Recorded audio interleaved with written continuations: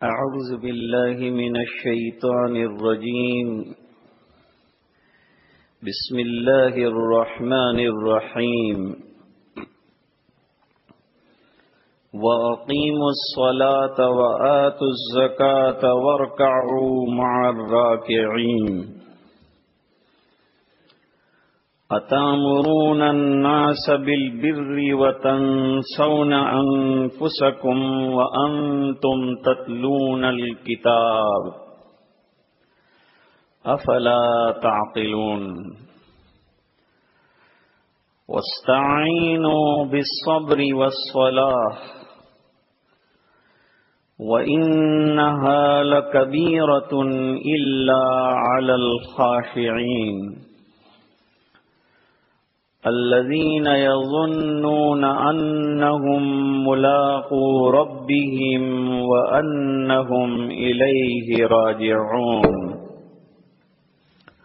صدق اللہ العظیم.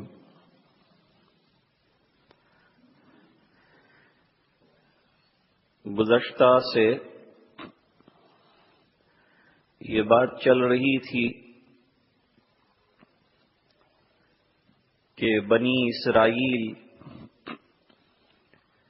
جن کو حضرت موسیٰ علیہ السلام کے ذریعے سے ایک کتاب تورات دی گئی تھی، تورات میں نبی کریم صلی اللہ علیہ وسلم کا تشریف لانا بیان کیا گیا ہے، اور آپ کی چند علامتیں بھی بیان کی گئی، اور یہ بھی بیان کیا گیا ہے کہ جب وہ نبی آ جائیں تو بنی اسرائیل کو چاہیے کہ ان پر ایمان لے آئیں. وہ آخری نبی ہیں اور ان پر ایمان لانا ضروری ہے. بنی اسرائیل کے جو مذہبی رہنما تھے، جن کو عربی میں احبار کہتے ہیں، وہ اپنی کتاب کی ان تمام چیزوں کو بخوبی جانتے تھے، لیکن صرف اس وجہ سے کہ اگر ہم لوگوں کو یہ کہیں گے کہ تم سرکار پر ایمان لے آؤ تو اس کا نتیجہ یہ ہوگا کہ ہماری بڑائی، ہماری بزرگی، ہماری کرسی اور لوگوں میں جو ہمارا ایک رعب اور دبدبا ہے وہ ختم ہو جائے گا. کیوں؟ لوگ سرکار کے پاس چلے جائیں گے تو ہم کو کون پوچھے گا؟ تو حب جاہ کی وجہ سے انہوں نے اللہ کے بندوں کو جو سچی بات پہنچانی چاہیے تھی وہ نہیں پہنچائی، بلکہ ان پیشین کو گول مول کرتے رہے. قرآن کریم میں دوسری جگہ ہے کہ لوگوں کے سامنے بگاڑ کر پیش کرتے تھے. بہت سے بیچارے ناخواندہ لوگ آ کر ان سے نبی کے بارے میں پوچھتے تھے کہ بھئی یہ نبی سچے ہیں، ہم کو ان کی اتباع کرنی چاہیے کہ نہیں کرنی چاہیے؟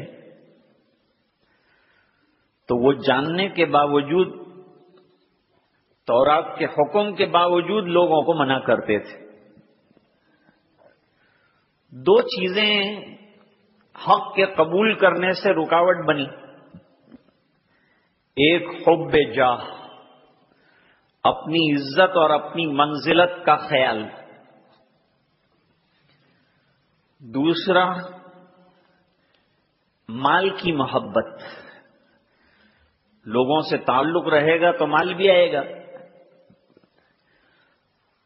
ایمان لائیں گے تو تعلق بھی ختم ہو جائے گا، عزت بھی ختم ہو جائے گی، اور انہیں مال کا خطرہ تھا، مال بھی ختم ہو جائے گا.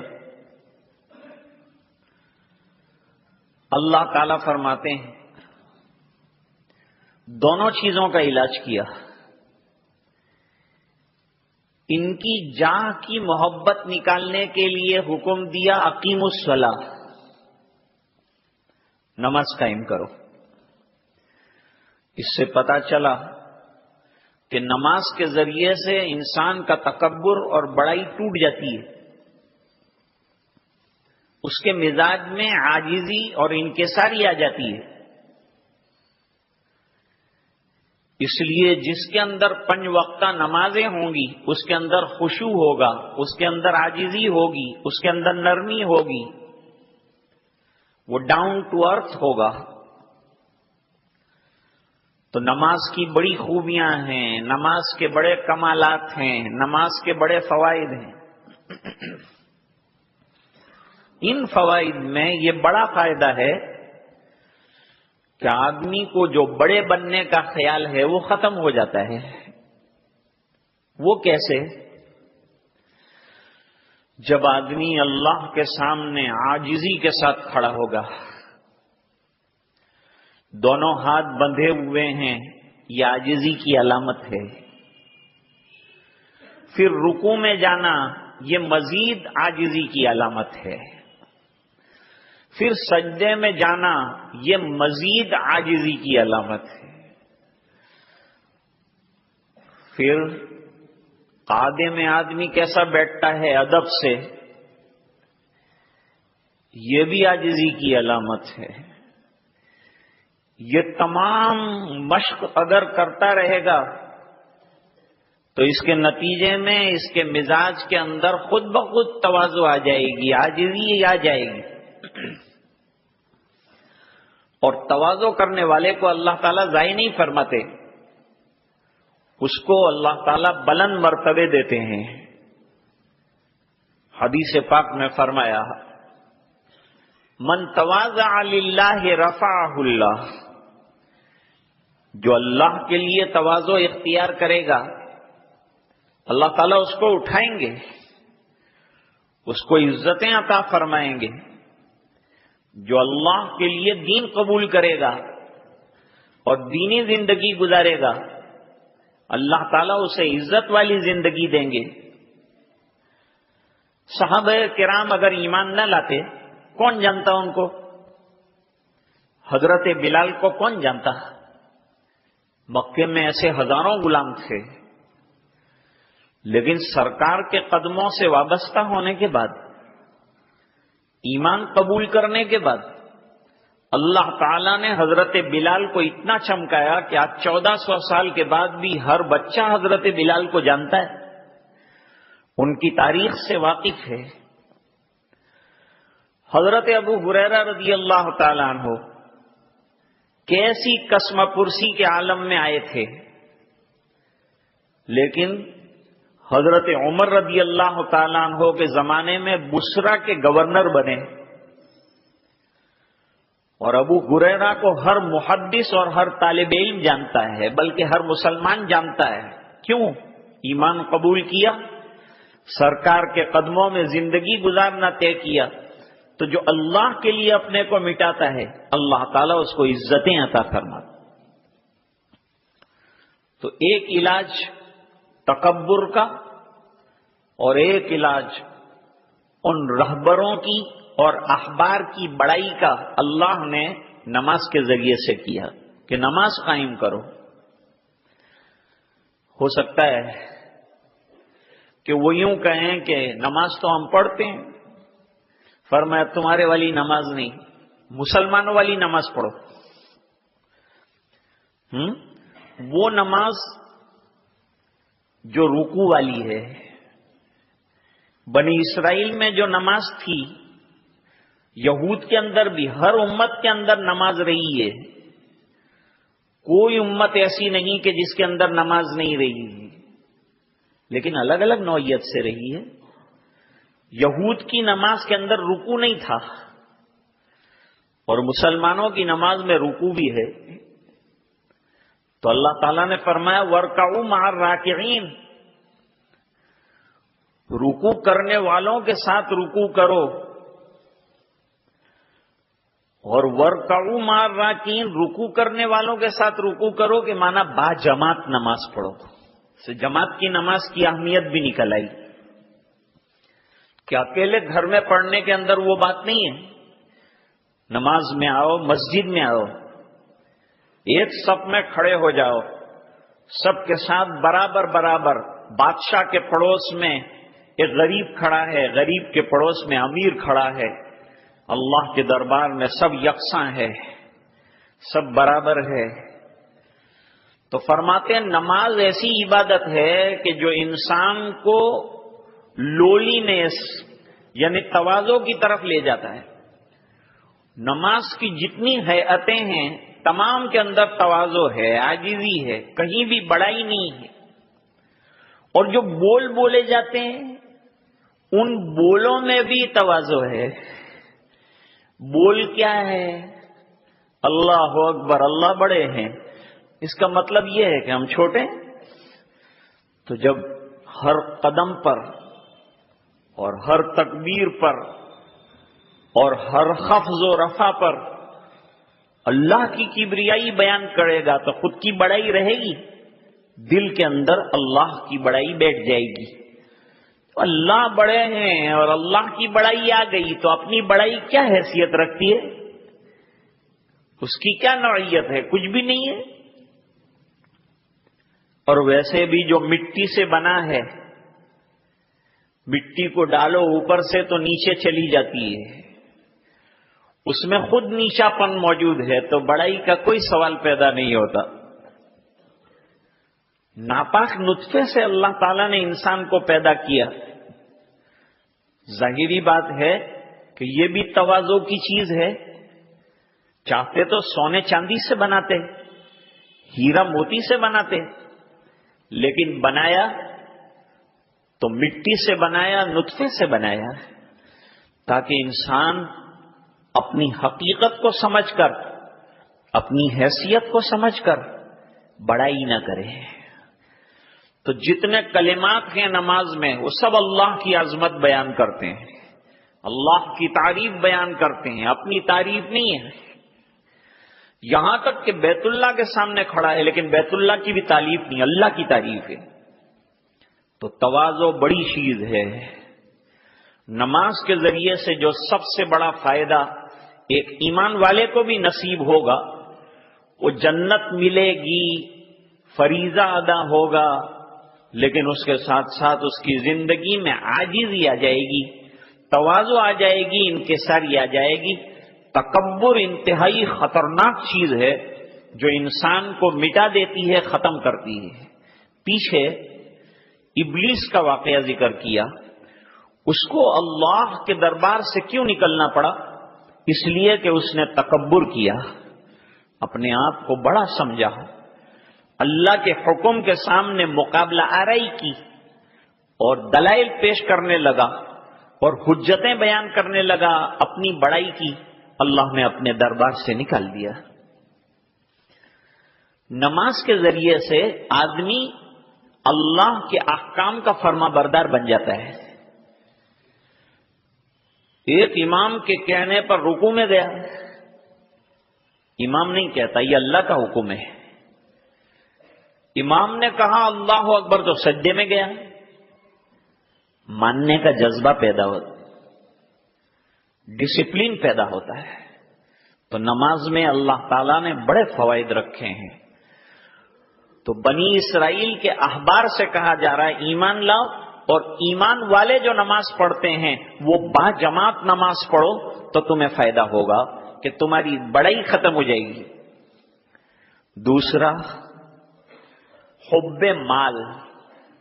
مال کی محبت انسان کو بہت پریشان کرتی ہے، الٹے سیدھے کام کرنے پر آمادہ کرتی ہے، غلط کام کرتا ہے. مال کی محبت میں حلال حرام کی تمیز ختم ہو جاتی ہے، غریب امیر کا تمیز ختم ہو جاتی ہے، عبادتیں ہاتھ سے جاتی رہتی ہیں، اللہ کی رضا تک کا خیال نہیں رہتا، دیوانہ ہو جاتا ہے اور پاگلوں کی طرح کمانے میں مال کے لگ جاتا ہے. فرمایا اس کا بہترین علاج کہ تمہارے دل سے مال کی محبت نکل جائے. مال ضروری چیز ہے، مال کے بغیر کام نہیں چلے گا، لیکن مال کی محبت نہیں ہونی چاہیے، محبت اللہ کی ہونی چاہیے۔ نماز کے ذریعے اللہ کی محبت آئے گی، اپنی ذات کی محبت ختم ہو جائے گی۔ یہ جو لا الہ الا اللہ کا ذکر ہے، اس میں اس کو نفی اس بات کا ذکر کہتے ہیں۔ آدمی نفی کرتا ہے، کوئی معبود نہیں، جتنے معبودان باطل ہیں سب باطل، کوئی معبود بننے کے لائق نہیں ہے۔ اگر معبود بننے کے لائق ہے، عبادت کرنے کے لائق ہیں، اللہ ہے۔ تو نفی کر دی معبودان باطلہ کی،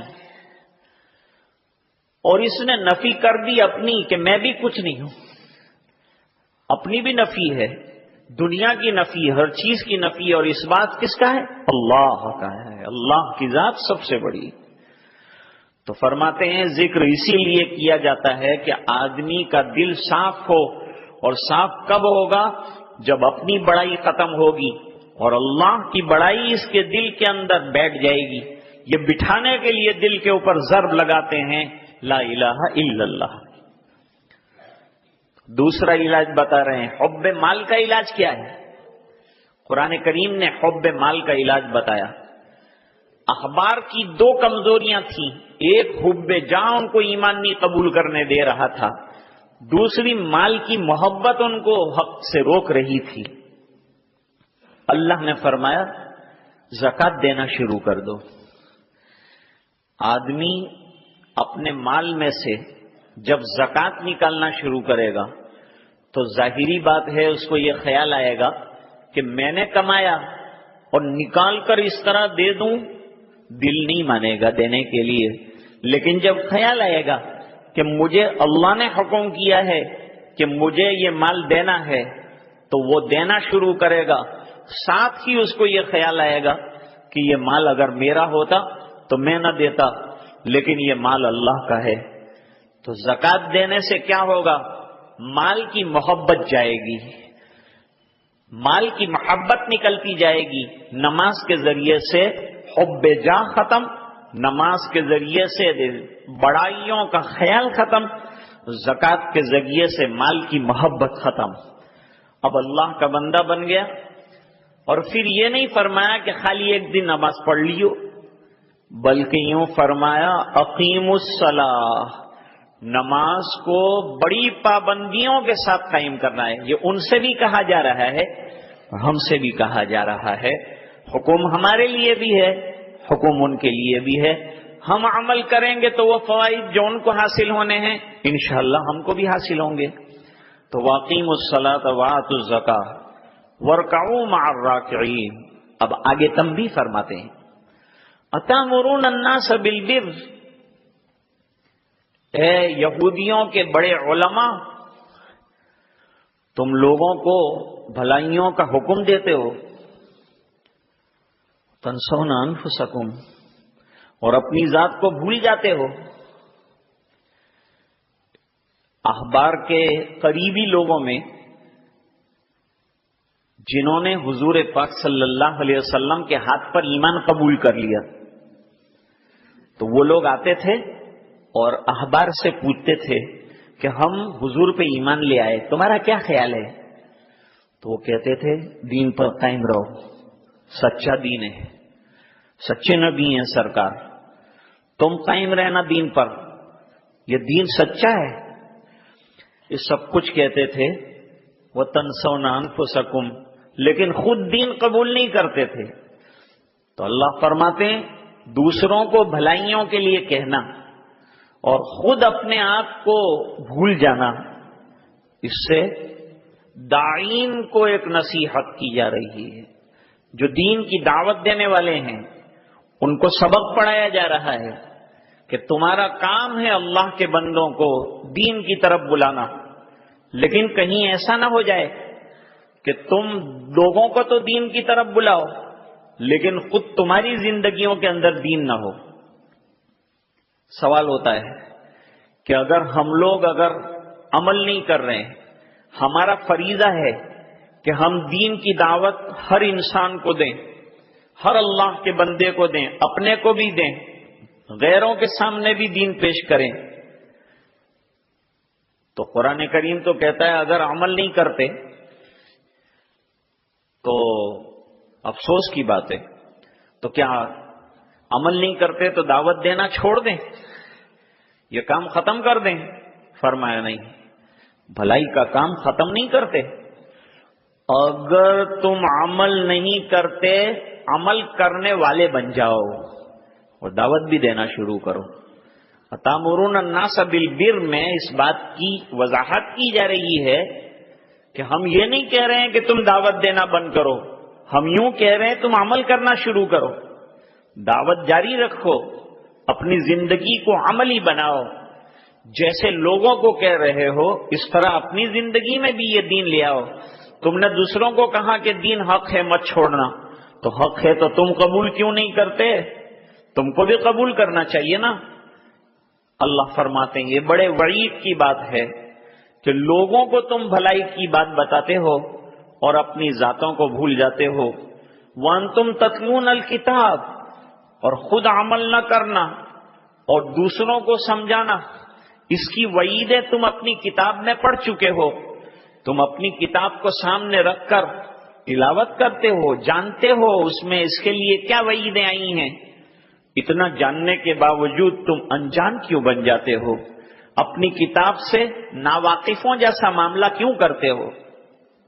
نہیں ہے تمہاری کتاب میں کہ تاجدار مدینہ محمد الرسول اللہ صلی اللہ علیہ وسلم جب تشریف لائیں تو تم سب مل کر ایمان قبول کرنا اور تمہارے ساتھیوں کو بھی ان پر ایمان لانے کی دعوت دینا.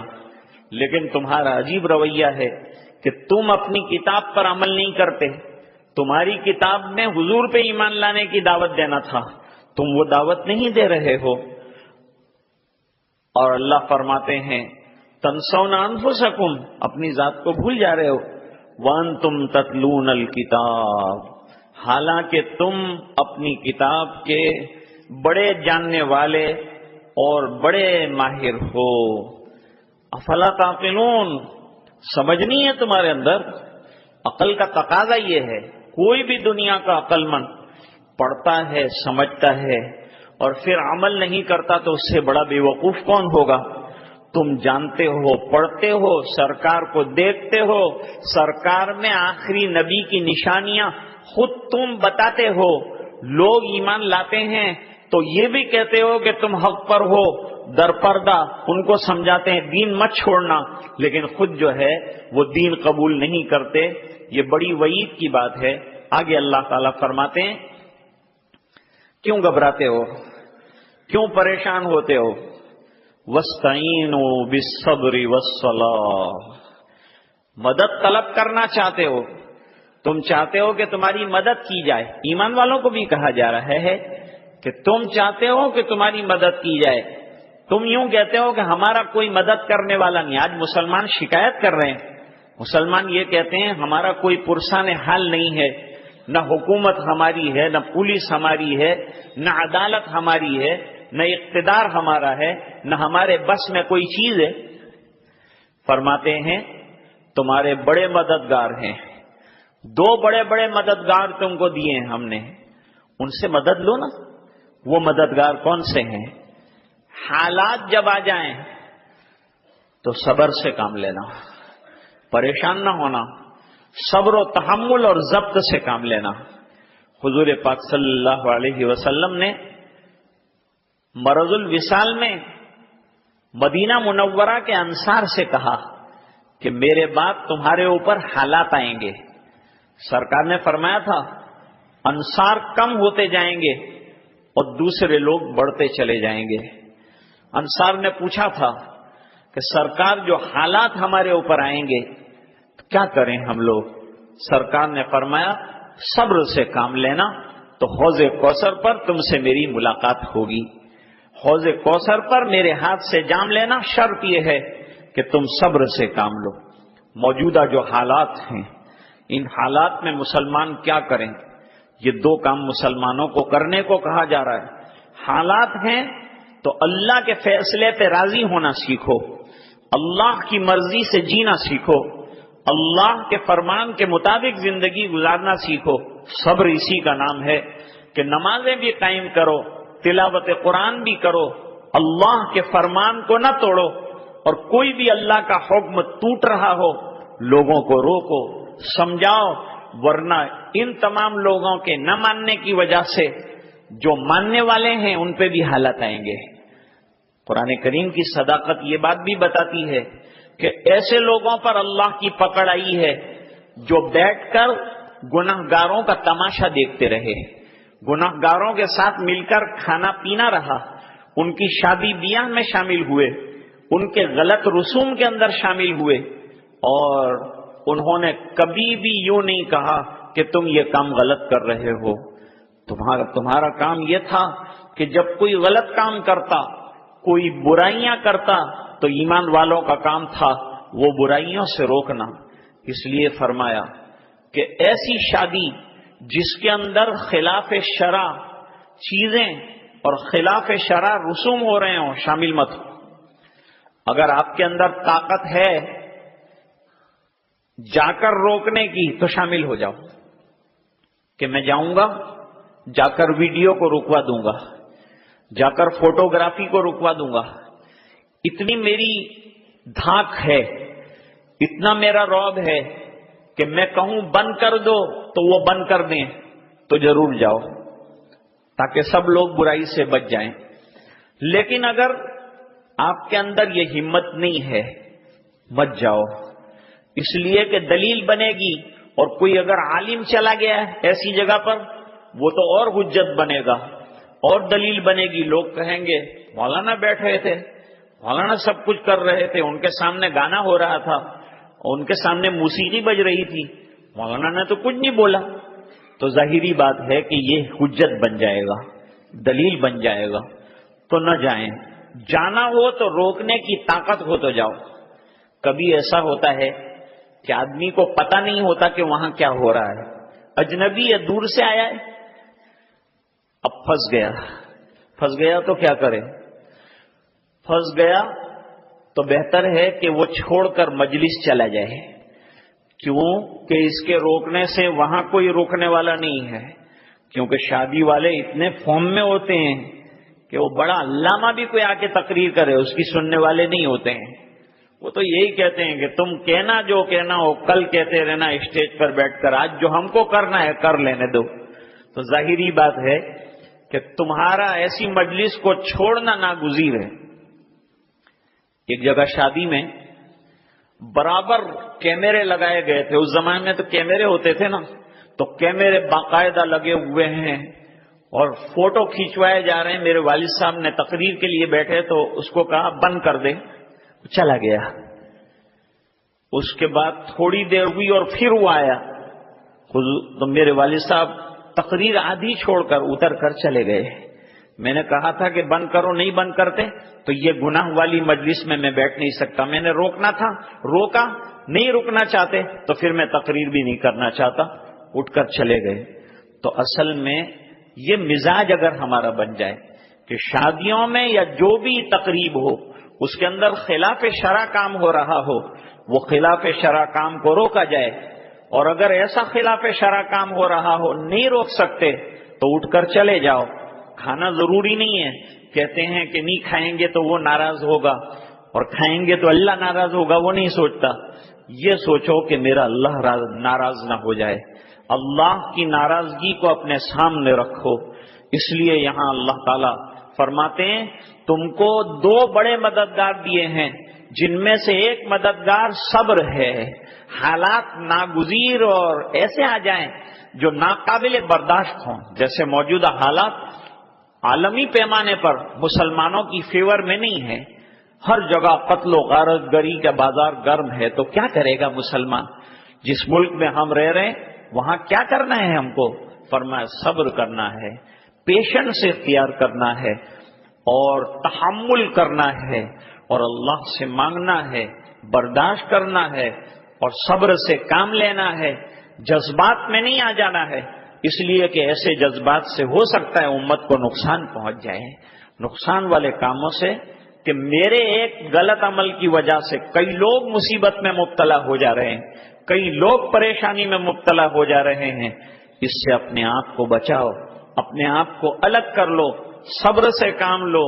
اور دوسری بڑی چیز بتائی، نمازوں کی پابندی کرو، نمازوں کے ذریعے تمہارے مزاج میں صبر بھی آ جائے گا، اور نمازوں کے ذریعے سے اللہ تعالیٰ تمہیں تحمل بھی دیں گے، بردباری بھی دیں گے۔ یہ دو چیزیں تمہارے مددگار ہیں۔ وَاسْتَعِينُوا بِالصَّبْرِ وَالصَّلَاةِ۔ تو اعتراض ہوا کہ 5 وقت کی نماز پڑھنا، حالات آ جائیں تو فوراً دوگانا پڑھنے کے لیے کھڑے ہو جانا، پریشانی آئے تو اللہ کے سامنے کھڑے ہو کر گڑ گڑانا، مشکل کام ہے۔ ہر وقت نماز پڑھنا، ہر وقت 5 وقت مسجد میں جانا، یہ بھی اللہ کے بندوں کو مشکل معلوم ہوتا ہے۔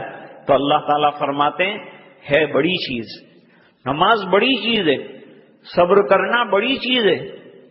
نماز کو بڑا قرار دیا، نماز کو ایک عظیم کام قرار دیا، نماز کو ایک جلیل القدر کام قرار دیا۔ فرمایا وَإِنَّهَا لَكَبِيرَةٌ، اور یہ بھاری کام ہے، نماز پڑھنا کوئی معمولی چیز نہیں ہے، یہ بڑا بھاری کام ہے، رسم نہیں ہے، اور یہ روٹین کی عبادت بھی نہیں ہے، یہ تو بزرگ ترین عبادت ہے۔ جتنی عبادتیں ہیں ان تمام کا ماحصل ہے، ان کا ثمرہ ہے، ان کا خلاصہ ہے، اور نماز تو مسلمان کی پہچان ہے، اسی کے ذریعے سے عالم کے لوگوں میں اس کا امتیاز ہوتا ہے۔ جہاں اذان ہوئی، چلنے والے ہزاروں لوگوں میں راستہ کاٹتا ہوا ایک مسلمان مسجد کا دروازہ تلاش کرتا ہے، ایک خاتون شاپنگ چھوڑ دیتی ہے، اذان ہو رہی ہے اور مجھے نماز ادا کرنا ہے۔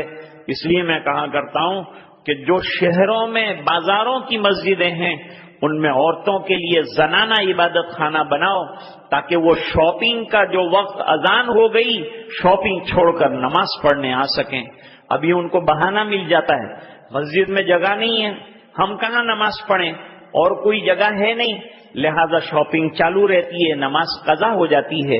اس لیے بتایا کہ ایک عبادت خانہ کنارے پر پردے کا ایسا بناؤ، وہ اپنی نماز پڑھ کر چلی جایا کریں، ان کو یہ پتا ہو کہ یہ عبادت گاہ ہے ہمارے لیے، تاکہ وقت پر دنیا کی چیزوں کو چھوڑ کر اذان کے بعد ایک مومن کا جو شعار ہے، ایک مومن کی ذمہ داری ہے کہ اس کے قدم اللہ کے گھر کی طرف اٹھ رہے ہوں، اس کے قدم اللہ کے دروازے کی طرف اٹھ رہے ہوں، اس کے قدم اللہ کے احکام کو پورا کرنے کے لیے اٹھ رہے ہوں، یہ اس کے مزاج کے اندر آ جائے۔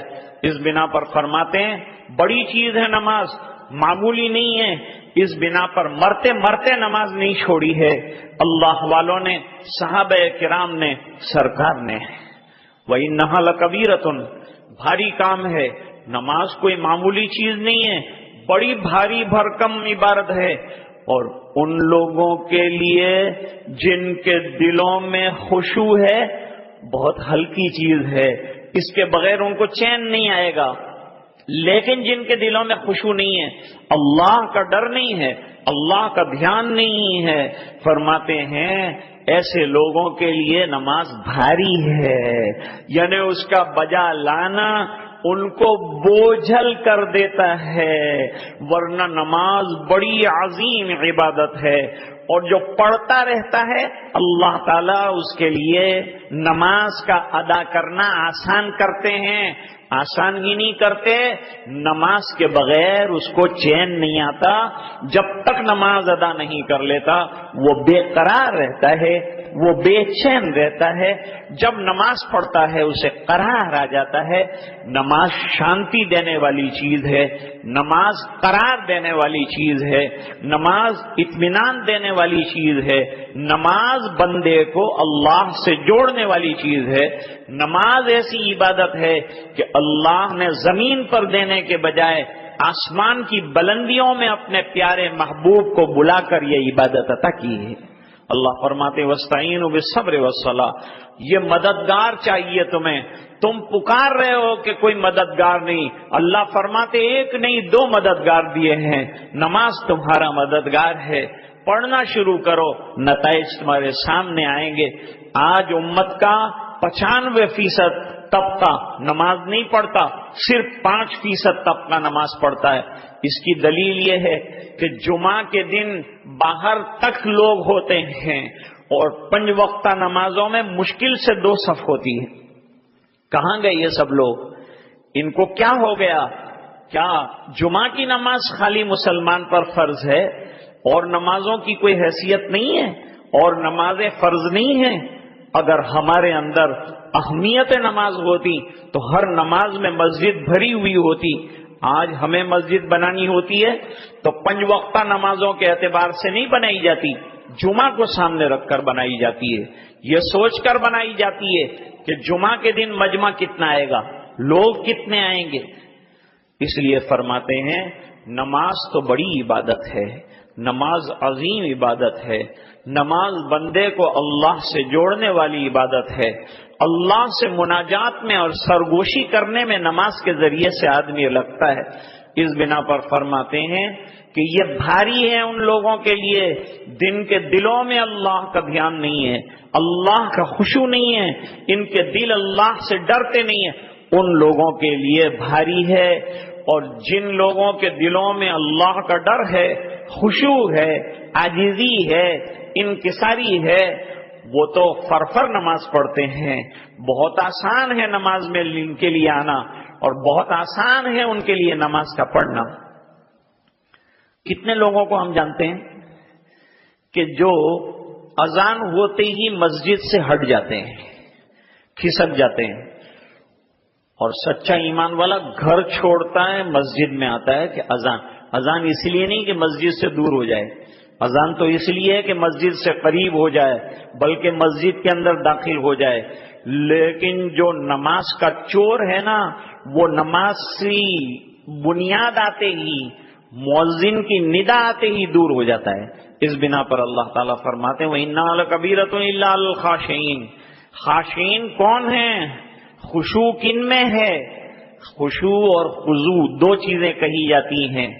ایک قالب یعنی جسم کے اندر انکساری اور عاجزی کا آنا، اس کے اوپر خشوع کا اطلاق کرتے ہیں، اور خضوع یہ دل کے اندر ہوتا ہے، دل پوری طرح سے اللہ کی طرف متوجہ ہوں تو فرماتے ہیں جن کے دل اللہ کی طرف متوجہ ہیں نماز میں ان کو اللہ کی طرف توجہ میں کوئی تکلیف نہیں ہے۔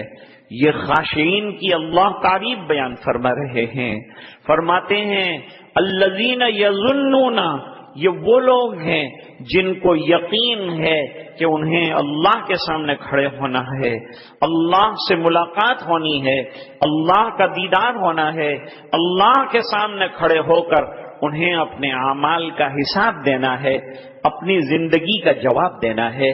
الذین یظنون، یظنون کی تفسیر اور ترجمہ یقین کے ساتھ کیا ہے۔ خشوع والے وہ ہیں جو یقین رکھتے ہیں اللہ کے سامنے کھڑے ہونے کے دن پر کہ اس دن کیا ہوگا جب اللہ کھڑا کر دے گا اپنے سامنے اور ہم سے حساب لے گا، اور سب سے پہلے نماز کا حساب لے گا۔ تو نماز نہیں ہوگی تو میرا حساب کیسے چلے گا، میں کامیاب کیسے ہوں گا؟ الذین یظنون انہم ملاقو ربہم وانہم الیہ راجعون، اور ان کو یقین ہے کہ دنیا میں ہمیشہ کے لیے نہیں آئے ہیں ہم، ایک دن مرنا ہے، آنکھ بند ہونا ہے، اللہ کے حضور میں جانا ہے اور جواب دہی کرنا ہے۔ تو جن کو جواب دہی کا خیال ہے، جن کو اللہ کے سامنے کھڑے ہونے کا یقین ہے، ان کے دلوں میں خشوع ہے، ان کے دلوں میں اللہ کا دھیان ہے، اس لیے ان کے لیے نماز پڑھنا آسان ہے۔ اللہ تعالی ہم سب کو نمازوں کا پابند بنائے، تلاوت قرآن کا شیدائی بنائے، اور اللہ اپنے احکام پر چلنے کی ہمیں توفیق سعید عطا فرمائے۔ وآخر دعوانا ان الحمد للہ رب العالمین۔ اب تھوڑی دیر کے لیے انشاءاللہ ذکر کریں گے لا الہ الا اللہ کا، اور اس کے بعد دعا کریں گے۔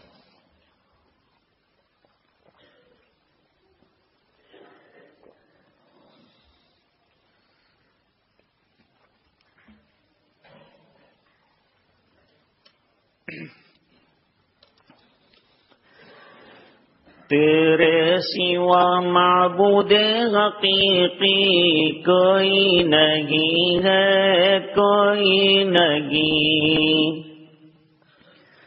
اور تیرے سوا موجود حقیقی کوئی نہیں ہے، کوئی نہیں، اور تیرے سوا مقصود حقیقی کوئی نہیں ہے، کوئی نہیں، اب تو رہے بس تادم آخر ورد زباں اے میرے الہ، لا الہ الا اللہ، لا الہ الا اللہ، لا الہ الا اللہ، لا الہ الا اللہ، لا الہ لا الہ الا اللہ، لا الہ الا اللہ، لا الہ الا اللہ، لا الہ الا اللہ، لا الہ الا اللہ، لا الہ الا اللہ، لا الہ الا اللہ، لا الہ لا الہ الا اللہ، لا الہ الا اللہ، لا الہ الا اللہ، لا الہ الا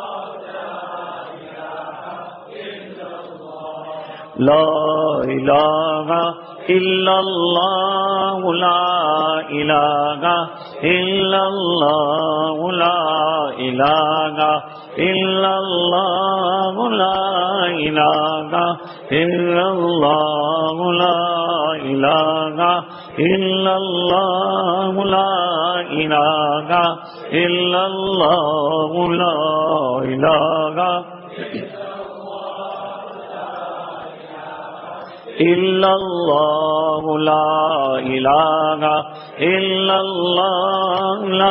الہ الا اللہ، لا الہ الا اللہ، لا الہ الا اللہ، لا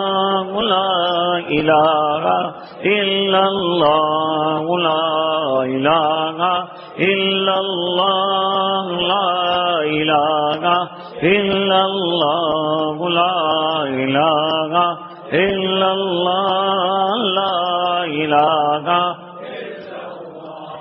لا الہ الا اللہ، لا الہ الا اللہ، لا الہ الا اللہ، لا الہ الا اللہ، لا الہ الا اللہ، لا الہ محمد الرسول اللہ صلی اللہ علیہ وسلم۔ اللهم صل على سيدنا محمد وعلى آل سيدنا محمد وبارك وسلم۔ آتنا في الدنيا حسنة وفي الآخرة حسنة وقنا عذاب النار، قنا عذاب القبر وقنا عذاب الحشر وقنا عذاب الفقر وقنا عذاب الدين، واحشرنا يوم القيامة مع الأبرار۔ اللهم نور قلوبنا بنور القرآن وزين أخلاقنا بنور القرآن وادخلنا الجنة بالقرآن ونجنا من النار بالقرآن۔ اللهم اجعل القرآن ربيع قلوبنا ونور صدورنا وذهاب همومنا وغمومنا۔ اللهم إنا نسألك دوام العافية، اللهم إنا نسألك تمام العافية، اللهم إنا نسألك الشكر على العافية، اللهم إنا نسألك العافية في الدنيا والآخرة۔ اے اللہ ہمارے گناہوں کو معاف فرما، کوتاہیوں سے درگزر فرما، اپنا فضل اور کرم شامل حال فرما۔ اللہ رحم کے، کرم کے، خیر کے، عافیت کے فیصلے فرما۔ اے الہ العالمین ہمیں قرآن کریم کے احکام پر عمل کی توفیق عطا فرما۔ اے اللہ ہمیں نمازوں کا عاشق بنا دے۔ اے اللہ تلاوت قرآن کا شہدائی بنا دے۔ اے اللہ تو ہم سے راضی اور خوش ہو جا، ہمیں اپنا بندہ بنا دے، اپنی مرضیات پر چلنے والا بنا دے۔ اللہ قرآن کریم کی تلاوت کا جذبہ ہمیں عطا فرما، اس کے ایک ایک حرف کا احترام نصیب فرما، اللہ اس کے ایک ایک حرف پر عمل نصیب فرما۔ اے الہ العالمین، اپنی اولاد کو قرآن کریم کی تعلیم دینے والا بنا، اے اللہ انہیں دین کا داعی بنا، اے اللہ دین کی دعوت کی محنت میں لگنے والا بنا، اے اللہ نوجوانوں کی جوانی کو قبول فرما، اے اللہ دین کی محنت کے لیے انہیں 100% قبول فرما، اے اللہ دنیا میں بھی انہیں ترقی عطا فرما، آگے بڑھا، اور اے اللہ آخرت کے درجات بھی انہیں عطا فرما، دین کی محنت بھی انہیں عطا فرما، اے اللہ بگڑتی ہوئی جوانیوں کو سنبھالا عطا فرما، اے اللہ ان کے سدھار کی شکلیں پیدا فرما، اے اللہ بگڑنے کی جتنی شکلیں ہیں ان تمام سے حفاظت فرما لے، شیطان کی جنجال سے چھڑا دے، اے اللہ ہم سب کی حفاظت فرما، ہمارے ایمان کی حفاظت فرما، ہمارے جان مال عزت آبرو کی حفاظت فرما، اللہ ہماری ماں بہنوں کی حفاظت فرما، اللہ ان کی عزتوں کی حفاظت فرما، اللہ ان کے ایمان کی حفاظت فرما، اللہ ہم سب کے ایمان کی حفاظت فرما، اللہ ہمارے دلوں کے بگاڑ دور فرما دے، اللہ ہمارے ظاہر اور باطن کی اصلاح فرما دے، اللہ ہم کو مخلص مسلمان بنا دے، اے اللہ تواضع عاجزی اور انکساری نصیب فرما، اے اللہ تم سے راضی اور خوش ہو جا، ہمیں اپنا بندہ بنا دے، اے اللہ نبی کریم صلی اللہ علیہ وسلم کی اتباع زندگی کے ہر شعبے میں نصیب فرما، زندگی کے ہر موڑ پر نصیب فرما، اے اللہ حضور پاک صلی اللہ علیہ وسلم کی سچی محبت عطا فرما، اور سچی محبت کے نتیجے میں اطاعت ہمیں نصیب فرما، اے الہ العالمین جب تک زندہ رکھے ایمان پر زندہ رکھ، جب دنیا سے جانے کا وقت ہو اے اللہ ایمان والی موت عطا فرما، کلمے والی موت عطا فرما، اے اللہ حسن خاتمہ عطا کیجیو، اے اللہ سوء خاتمہ سے حفاظت فرمائیو، اے اللہ پولیس چوکیوں سے اور عدالتوں سے اور تھانوں سے اور اسپتالوں سے اللہ حفاظت فرما، اے اللہ تمام بیماریوں سے جملہ مسلمانان عالم کی حفاظت فرما، تمام موذی امراض سے حفاظت فرما، اے اللہ ہم سب کی حفاظت فرما، ہمارے ایمان کی حفاظت فرما، ہمارے جان مال عزت آبرو کی حفاظت فرما، اے اللہ مدارس کی حفاظت فرما، اے اللہ مساجد کی حفاظت فرما، اے اللہ مراکز دینیہ کی حفاظت فرما، اے اللہ خانقاہوں کی حفاظت فرما، اے اللہ مقابر کی حفاظت فرما، اے اللہ علماء ربانی حقانی کی حفاظت فرما، اے اللہ طلباء کی حفاظت فرما، اے اللہ جملہ مسلمانان عالم کی حفاظت فرما، اے اللہ دنیا میں جہاں جہاں ستم ہو رہا ہے، جہاں جہاں ظلم ہو رہا ہے، اے اللہ وہ تمام ظلم کرنے والوں کی سر کو بھی فرما، اے اللہ جو مظلوم ہیں ان کی مدد فرما، اے اللہ غیب سے مدد فرما، اے اللہ نصرت کی شکلیں پیدا فرما، اے اللہ کم سے کم ان کے لیے ہمیں ہاتھ پھیلانے والا، تیرے دربار میں مانگنے والا اور دعا کرنے والا بنا، اے اللہ ہمیں گناہوں والی زندگی سے بچا دے، اے اللہ ہمارے زبان کی حفاظت فرما، اے اللہ ہماری آنکھوں کی حفاظت فرما، اے اللہ کان کے گناہوں سے بچا دے، اے اللہ شرمگاہوں کے گناہوں سے بچا دے، اے اللہ تیری رضائے دائمی عطا فرما دے، تو ہم سے خوش ہو جا، اپنا بندہ بنا دے، در در کی ٹھوکریں کھا کر تیرے در پر آئے ہیں، اللہ اپنے دروازے سے ہمیں محروم نہ فرما، اللہ اگر تو نے نکال دیا کوئی اور دروازہ نہیں جہاں جا کر بھیک مانگیں گے، اللہ ہم بڑے گرے پڑے ہیں اور اللہ بہت گندے ہیں، لیکن اے اللہ تیرے بندے ہیں، اے اللہ تیرے بندے ہیں، اے اللہ تیرے نام لیوا ہیں، اے اللہ تیرے نبی کے امتی ہیں، اے اللہ اس کی لاج رکھ لے، اے اللہ خیر کے فیصلے فرما دے، اللہ عافیت کے فیصلے فرما دے، اللہ اس ملک میں عافیت عطا فرما، یہاں رہنے والوں کو عافیت امن و امان عطا فرما، ہر قسم کے خلفشار اور انتشار کو ختم کرما، اللہ گھروں کے اندر جو جھگڑے ہیں وہ ختم فرما، گھروں کے اندر جو اولاد ماں باپ کی نافرمان اللہ انہیں فرما بردار بنا دے، اللہ انہیں فرما بردار بنا دے، اور اللہ جو اختلافات ہیں ان کو ختم فرما دے، گھر کے جھگڑوں کو ختم فرما دے، اللہ بے برکتیوں کو ختم فرما دے، جو بے روزگار ہیں ان کو روزگار عطا فرما، اللہ جن کی تجارتیں ٹھپ ہیں ان کو کامیاب تجارتیں عطا فرما، اللہ رزق حلال عطا فرما، وسیع عطا فرما، تمام تنگیوں اور پریشانیوں کو اپنے فضل سے دور فرما، غیب سے اللہ مدد فرما، غیب کے خزانوں سے اللہ ہمیں عطا فرما، اے اللہ جب جب تک زندہ رکھے ایمان پر زندہ رکھ، جب دنیا سے جانے کا وقت ہو اے اللہ ایمان والی موت عطا فرما، پورے مجمع کی مغفرت فرما۔ ماں بہنوں نے ہاتھ پھیلائے اللہ ان کی بپتا بھی سن لے، اور اللہ حاجت براری کی غیر سے شکلیں پیدا فرما دے، اللہ نسلوں میں دین کی بقا کے فیصلے فرما، جبکہ دشمن ہماری نسلوں پہ ڈاکہ ڈال رہے ہیں اللہ ان کے ایمان پہ ڈاکہ ڈال رہے ہیں، اے الہ العالمین ان کی حفاظت فرما لے۔ تیرے کرم کے بغیر، تیرے فضل کے بغیر، تیری توفیق کے بغیر اللہ کچھ نہیں ہو سکتا۔ ہم ہر قدم پر تیرا فضل مانگتے ہیں، تیری رضا مانگتے ہیں اللہ، تیری توفیق مانگتے ہیں، تیری یاری مددگاری مانگتے ہیں اللہ۔ ہمارا اس جہان میں کوئی نہیں، جس دروازے پہ گئے ہیں ٹھکرا کے نکال دیے گئے ہیں، ٹھوکر دے دی گئی ہے، بے عزتیاں ہو گئی ہے اللہ۔ ہمیں یہ یقین عطا فرما کہ عزت ملے گی تو دین کی بنیاد پر ملے گی، اے اللہ عزت ملے گی تو تیرے گھر میں ملے گی، اے اللہ تیرے احکام پر عمل کرنے میں ملے گی، اے اللہ اس کا یقین ہمیں عطا فرما، اے اللہ یہ دعائیں اپنے فضل و کرم حبیب پاک صلی اللہ علیہ وسلم کے طفیل منظور فرما برحمتک یا ارحم الراحمین۔